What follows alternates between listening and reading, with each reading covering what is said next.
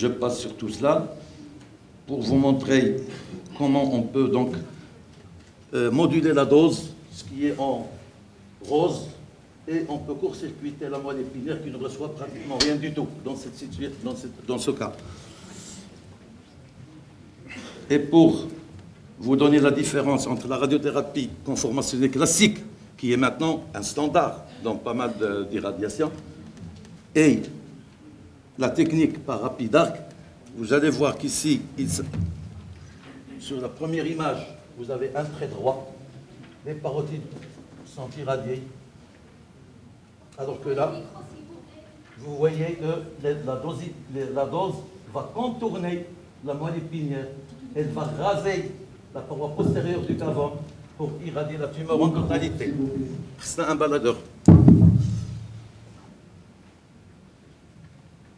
Donc vous voyez cette courbure, pour qu'on puisse obtenir cette courbure, il faut absolument qu'on ait l'IMRT, donc la modulation d'intensité, ce sont des lames qui vont se fermer et s'ouvrir, et l'arc-thérapie, la tête de l'appareil doit faire 360 degrés autour du patient. Et là, vous voyez les différentes doses. En bleu, c'est la dose totale à la tumeur. Et la moelle épinière, vous voyez qu'en bleu clair, la dose de la moelle épinière chute rapidement. Il n'y a même pas 50% de la dose qui est délivrée à la moelle épinière et le tronc cérébral. Testez.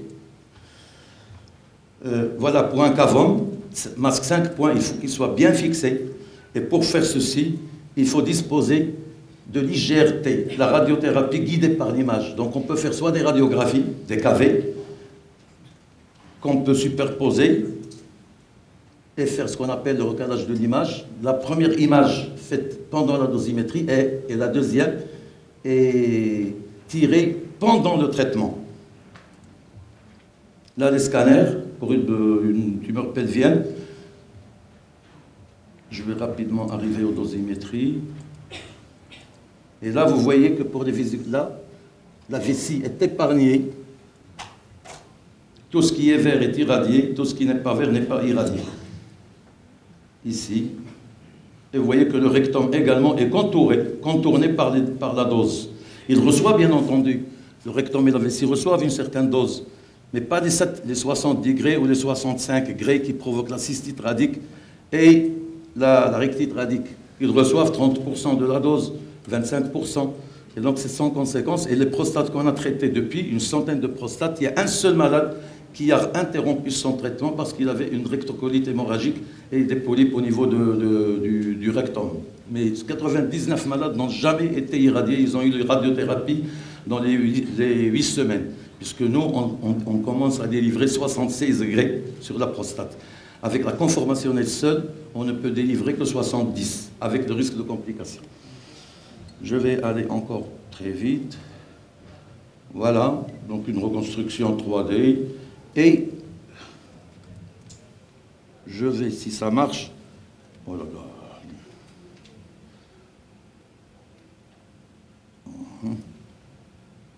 Si ça marche bien, je vais vous montrer l'appareil en fonctionnement.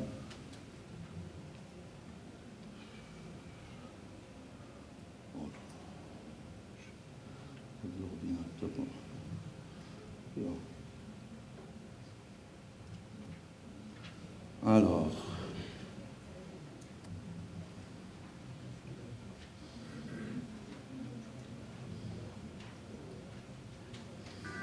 voilà les manipulatrices qui vont rentrer, ils vont faire rentrer le patient. Ça dure, je pense, 1 minute. Alors, la radiothérapie d'un cavum, ça dure depuis le moment où le patient va rentrer dans la salle et la quitter, et le temps de traitement, c'est 5 minutes. Radiothérapie conformationnelle classique, c'est 20 minutes par malade. Ici, c'est 5 minutes. La prostate également, c'est 5 minutes. Vous voyez le scanner, les KV qui sortent pour tirer le cliché. Voilà, le contraste. On superpose les images. Et l'appareil qui traite. Le traitement dure en général 1 minute et demie. Le temps d'irradiation effectif. Et vous voyez en bleu les lames, les 120 lames qui bougent, c'est ça l'IMRT. Ce ne sont pas des lames fixes. Voilà, rapidement donc. pour cette technique innovante qui existe au Maroc depuis 3 ans. Et hier, comme je l'avais dit tout à l'heure, le premier patient à l'hôpital militaire a été traité hier matin. Je passe rapidement au ganglion sentinelle. Alors, il y a des images très, très dures concernant ces cancers du sein. Et parmi les rôles des infirmiers, il faut qu'ils participent à ce qu'on appelle maintenant la décision médicale partagée. La décision médicale partagée est fondamentale aujourd'hui. Et la plupart des femmes qui ne se font pas traiter, on dit qu'ils vont prendre des plantes et des herbicides ou des poisons, c'est parce qu'ils voient quelqu'un à la consultation à 8 h du matin avec un nodule du sein. Et le monsieur va lui dire, madame, amputation du sein. Est-ce qu'il n'y a pas une autre méthode? Non, il n'y a que l'amputation. Et les femmes ont peur, elles s'en vont, elles prennent n'importe quoi et elles reviennent dans un état lamentable. Alors que dans l'histoire du cancer du sein, il n'y a pas d'urgence. Mais pour une tumeur de 4 cm, 5 cm, elle peut attendre 10 jours, 15 jours, 20 jours pour être opérée. Puisque depuis la première cellule à 1 milliard de cellules, c'est 5 ans d'évolution. 1 milliard de cellules, c'est un nodule de 1 cm. De 1 cm à 5, ça peut demander 3 ans d'évolution. De 5 cm à 8, moins de 2 ans. De 8 à 10, c'est rapide. Et après 10, c'est le décès. Donc vous voyez, jusqu'à 5 cm, on peut donner de temps de réflexion à la patiente, de programmer le traitement, de le planifier pour faire bénéficier les patientes de cette nouvelle technologie et leur permettre d'avoir une qualité de vie. Monsieur Belsa, tout à l'heure, a parlé du rôle de l'infirmier, des femmes qui ont peur, qui pleurent, qui voient leur vie complètement transformée.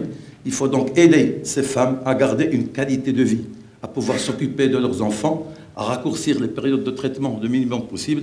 Et c'est grâce à ces techniques innovantes qu'on peut le faire. Et surtout, la discussion avant le traitement. Une fois que la femme perd son sein, aucune discussion, aucune psychologie ne peut lui enlever ce traumatisme. Bien entendu, il y a des cas où l'ablation du sein est obligatoire. Mais à l'heure actuelle, il y a d'autres méthodes dont je vais parler rapidement.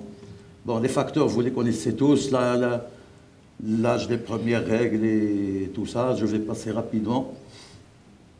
Et nous voyons que pour des femmes qui n'ont pas des ganglions palpables dans les selles, la survie, non pas à 5 ans, mais c'est à 10 ans, elle est de 85%. Pour le sein, donner la survie à 5 ans, c'est rien, c'est à 10 ans, à 15 ans qu'il faut donner la survie. Mais quand il y a un ganglion palpable, la survie chute rapidement.